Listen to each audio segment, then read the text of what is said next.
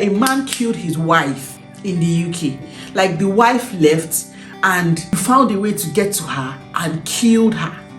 Now your kids are in social care. Relocating abroad will affect your marriage. It's now left for you to choose whether the impact is going to be positive or negative. It's completely up to you.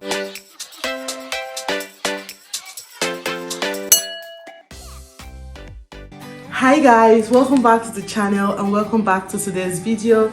My name is Genevieve, of course, and if you're seeing me for the first time, nice to meet you. Welcome back to today's video. This video is actually a continuation of a video I made a couple of months back. I'm going to leave the link of that video on the screen, right? So on that video, I talked about how many marriages are crashing, many Nigerian marriages are crashing in the UK. And when I posted that video, I got a lot of comments from people.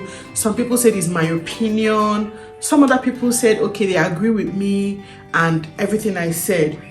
But then one thing I noticed is that there has been a build-up of events ever since I made that video. I'm not saying it is because of the video I made. I'm just saying that the build-up of events goes ahead to corroborate all the things that I said in that video, if it makes sense, okay? Every day I open my phone on social media, I'm not over-exaggerating. I do not think that there is a day that I open my phone on social media and I do not see something that relates to I jackpot with my husband or with my wife and one story, one drama comes up. The complexities and difficulties of moving from Nigeria or anywhere in Africa to the UK is on a class of its own. Like, it is complex, it is mad complex. I'm not going to take away the fact that it is hard. It is a hard chore. Not everyone can do it. Not everyone can even survive it eventually. That's not what I'm talking about. The point of this video is actually to look at the impact of all of this relocation on marriages. Now, meanwhile, generally, as complex as it is, no matter how you want to look at it, relocating abroad will affect your marriage. It's now left for you to choose whether the impact is going to be positive or negative. It's completely up to you. Now, when I say it's completely up to you, I don't mean it's up to the woman. No. It's up to the both of you to decide whether you want your marriage to be affected positively or negatively. I'm going to do a different video on how relocating abroad has affected my own marriage. That is not a topic for today because my own marriage was also affected. I will tell you how relocating abroad has affected my own marriage. But anyway, for the purpose of this video, I just want to say that relocation has opened the nyash of many marriages. So before you start these jackpot plans, I'm going to say it again.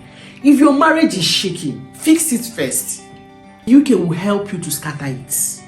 Because one, the system in Nigeria enables the man to be anyhow he wants to be. Not just the man. The system enables toxicity. People are being toxic and tolerated. You can see domestic violence will go on and you go to the police and the police will settle you people.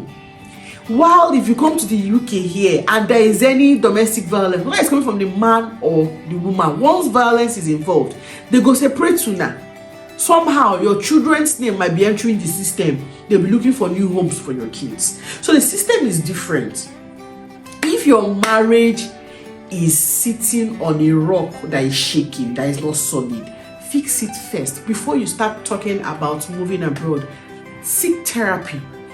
Seek therapy. Talk to a professional therapist that would see your marriage through the eyes of the Western world. It is good for your marriage to pass that test.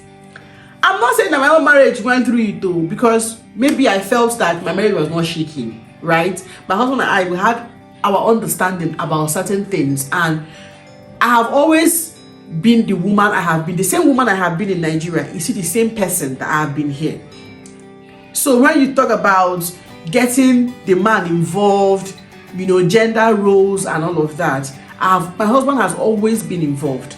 He knows how to change the diaper. He knows how to do the things he can do. Even though back home we had help, there are some times when we intentionally left gap, that there was no house help, he helped. And all those things is part of what is helping us. Anyway, that's not the story for today. That should be in the video of how relocating abroad has changed my marriage or helped my marriage, affected my marriage, whichever one. So what I'm saying is, my marriage did not go through that. But I'm saying is, if you know, I'm not the one to tell you, we know the truth. If you know that your marriage needs some mending, you and your spouse should first of all fix it before moving. It is very important, because this system will help you to destroy it. Now, look at the things you must look out for and fix in your marriage if you want to relocate. Look out for domestic violence, narcissistic behavior, sheer wickedness, even emotional torture, all of those things. Just fix it. Be a good man to your wife. Be a good wife. Before you start fixing the marriage, be sure you are married to your spouse. When you're married to someone, you should know the person inside out. Be sure you are married to your spouse, because many people think they are married until they try to relocate and they find out that they're not married. Now, I saw the story of a woman who the husband, she's been in the UK already, and the husband now finally joins them after a few months with the kids. And at the airport, the woman collected the passports for the children and told the man bye-bye. The woman had already filed a divorce. That was the story online. People were trying to help the guy because the woman had already informed Home Office. People were trying to help the guy, a lot of things. And from the story, the woman gave her own side of the story, that this man has been violating, has been beating her up in the marriage. That she brought receipts. So this lady has been enduring, waiting for the perfect time to do this. So what it means is that the man has been married to himself alone. He was not married to that woman. Be sure you are married to your spouse, because you can be living with somebody but you're not married to the person. Immediately you make jackpot moves, your name should open. We know that you are not married. It's not to mock anybody's situation. It's just talking about realities, more like talking about realities. So just be sure that you people are jackpot compatible. Okay. The next thing I want to say is this. That it's also this jackpot that is now bringing up, children's DNA. You'll be raising kids, and all of a sudden you want to travel. They're trying to do paternity tests, and you find out that the kids are not yours. Just be sure. Just open up your heart that these are the things that you can see on the way. Do you understand? Before you jackpot, have a conversation with your spouse. Most men are odogu and odiegu, and they are enabled by their mothers and their sisters. Most men, odogu, African odogu and odiegu.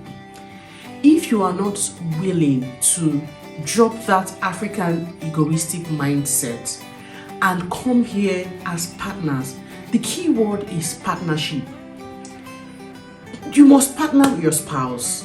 You partner in time, partner in finances, partner in everything. The key word is partnership. If you're not ready for that conversation, just stay in Nigeria. In fact, the way it's doing me now, I want to go back to Nigeria and be Aso Odogu. Aso Odogu. And you'll be doing Odogu.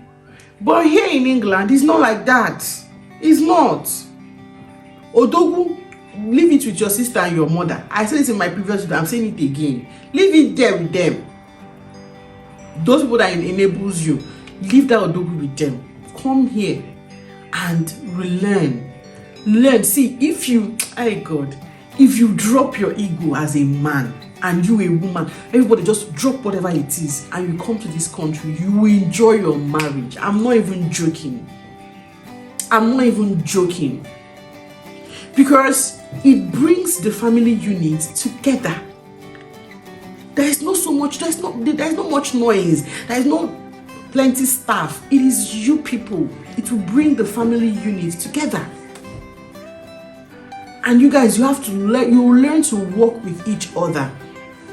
So if you embrace the positives and learn and relearn and unlearn some of the things that was put into our DNA as we were growing up as Nigerians, as Africans, you will enjoy your marriage. I kid you not. So you know how people have been in marriages for a very long time and they've been enduring.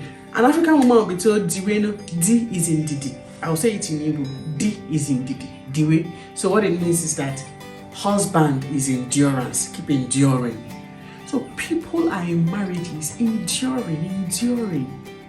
Once you move to the UK, if you're a terrible spouse, you will be exposed immediately.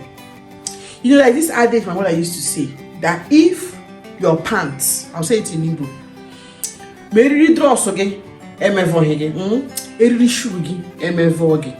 so what it means is that if your pants does not disgrace you, your shoelace will disgrace you. Your shoelace will make you trip you over and you will fall down and we'll see the pants. So be careful. If you're an evil person, if you're a wicked spouse, if you're a terrible spouse, moving abroad is not going to cover you up. It's going to expose you. So when we say marriages, the reason why it looks like Nigerian marriages are crashing abroad is because most Nigerian marriages are toxic. They are very toxic. I've seen stories. The other one I saw today, in fact, I've been laid back on making this video because I'm not really sure of what else I can say in this video that I haven't said in the previous one. But I just had to do this video again because the video I saw today, it was a tweet. Yeah, the tweet says that a man killed his wife in the UK. Like the wife left and you found a way to get to her and killed her. Now your kids are in social care. You're going to be in prison. So being in a toxic marriage is a no-no. You have no business being in a toxic marriage because the more you are in a toxic marriage, you become toxic. And most of the crimes committed are crimes of passion. People who are in love, they kill themselves. Now, wow. Follow my jet. God forbid. I get emotional about these things because I'm an advocate of marriages that work. I'm an advocate of marriages that work. So this whole thing is very painful.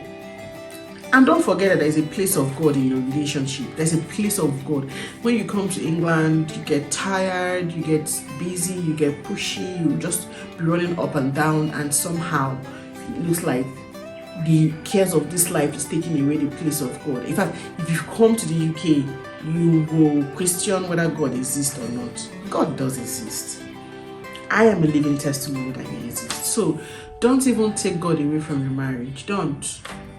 Keep Him there. That is where He should be. I got really emotional during this video. I don't know why, but I'm using this opportunity to shout out to all marriages out there, spouse who are working so hard in the UK to put their family together, you know, working hard for their kids to be okay. I know what it's like. I know what the story is like. Okay, just hang in there, keep doing what you're doing. You're doing amazing. If nobody's clapping for you, I am your biggest cheerleader.